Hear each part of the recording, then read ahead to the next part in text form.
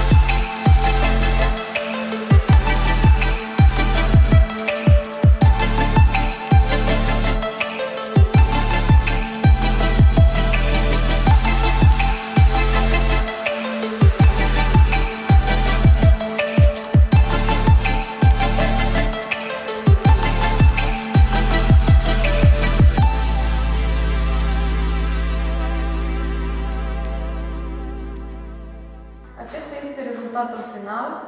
Intrați la noi pe canalul de YouTube, puneți subscribe și like.